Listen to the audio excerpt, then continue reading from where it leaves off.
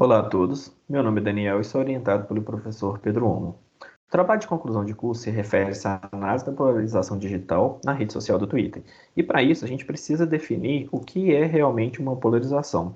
Ela se refere a um fenômeno em que os usuários tendem a se agrupar em comunidades ou bolhas ideológicas e isso acaba resultando em uma comunidade não aceitar a opinião de outra que tem uma visão diferente da sua. Essas bolhas, elas são frequentemente formadas em termos de alguns tópicos mais discutidos. Nesse caso, seriam política, social, religioso, cultural.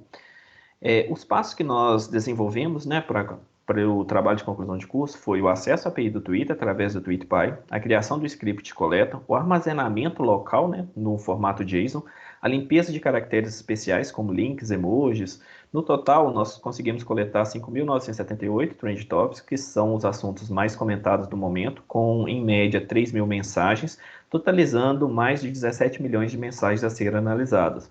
Agora nós vamos explicar, né, mais detalhadamente os algoritmos que foram utilizados.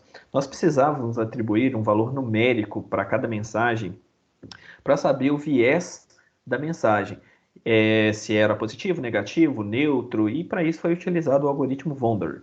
Ele é um algoritmo NLP, onde irá classificar as mensagens quanto aos sentimentos do autor. Uma característica assim, bem interessante nesse algoritmo é que justamente ele verifica expressões subjetivas, gírias, pontuações. Ele evita que os elementos como emojis, essas coisas assim, eles possam afetar a polaridade da mensagem. Já no cálculo de Wostern, ele irá medir a distância de probabilidade entre dois pontos, que são o somatório de todos os textos negativos e positivos, e assim ele vai atribuir um valor entre 0 e 1. Dessa forma a gente consegue quantificar a polarização de um trend top. A gente pode ver nos slides, né, as duas tabelas com os itens mais polarizados e os itens não polarizados. A gente vê que tem bastante tópicos, né, referente a entretenimentos e políticas, são os temas que se destacam. Já os itens não polarizados, né, que representam a tabela abaixo aqui, a gente tem bastante itens referente a esportes e entretenimento. Nesse gráfico agora a gente pode ver, né, onde se concentram os tweets. A gente consegue verificar que os tweets polarizados ele tem uma clara divisão entre positivo e negativo, que realmente é o assunto abordado no TCC.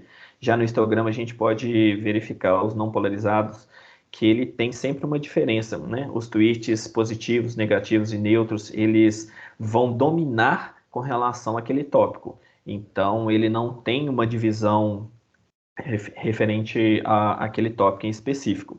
Nós conseguimos classificar também os tweets, né, em três categorias, justamente através do cálculo. Entre 0 e 4 eles foram considerados não polarizados, entre 4 e 7 são moderadamente polarizados, né, e entre 7 e 1 são altamente polarizados, o que representa uma grande divisão nas opiniões, né, positivas, negativas, que são de fato o estudo. Aqui nesse outro gráfico a gente pode ver, né, que nós conseguimos quantificar esses dados, né, analisados. A gente pode ver que a grande maioria se concentram em moderadamente polarizados, que totalizam 64% dos tópicos, né, indicando que possui uma polarização, entretanto não é uma polarização assim, não tem uma discussão muito acirrada. Já os tweets altamente polarizados, eles representam 15%. Se verificar esse número, não parece um número assim muito grande, mas no contexto geral, esses são trend topics onde seus autores atacam uns aos outros, defendendo seus pontos de vista, que é realmente a polarização acirrada, né? E o grande número, ele representa uma divisão da sociedade, né, na época onde foi coletada os trend topics, tá? Nesse próximo visualização a gente verifica, né, que foram separados com relação às semanas, e a gente vê claramente no gráfico, né, que a polarização entre as semanas no dia 27 e dia 3, que foram os eventos das eleições, são os itens mais polarizados, mostrando claramente a divisão que nossa sociedade sofria naquela época.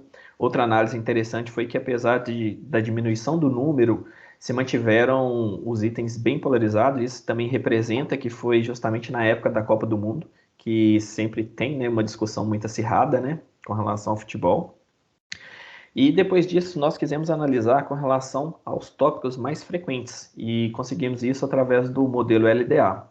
Ele é um modelo de aprendizagem de máquina, né, não supervisionado, que analisa os textos em busca de algumas informações relevantes e que se destacam os textos analisados, ele tenta inferir uma probabilidade da importância daquela palavra no meio do texto, tá?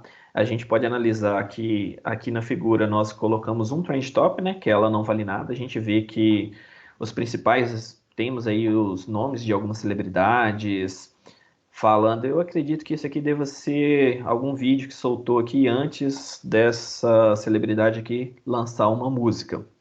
Por isso que tem os nomes aí, tá?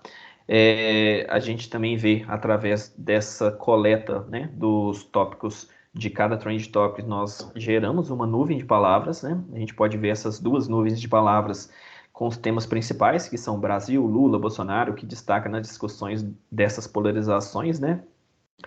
E aí mostra tanto o apoio quanto a rejeição com relação a essas pessoas nos itens não polarizados, por isso que eles estão aqui. Já nos itens polarizados devem ter tido uma discussão bem acirrada com relação a estes, citando, né, esses nomes. E um outro ponto que a gente pode ver, a gente pode destacar, que é os trend topics polarizados, os 10 primeiros, não havia um ou outro tema referente à política. Mas quando a gente gera no 20 palavras, a gente vê claramente que realmente, por mais que o Trend Top não falasse de política, deveria fazer alguma referência a essa política e por isso que se destacam esses três nomes. E para concluir o trabalho, nós constatamos, né, que 79% dos Trend Tops analisados eles possuíam um nível de polarização, sendo 15% altamente polarizado, 64% moderadamente polarizado.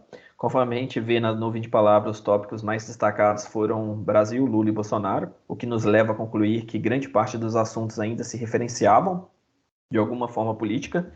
Isso mostra a divisão da sociedade que ocorreu, né, naquela época das eleições, né?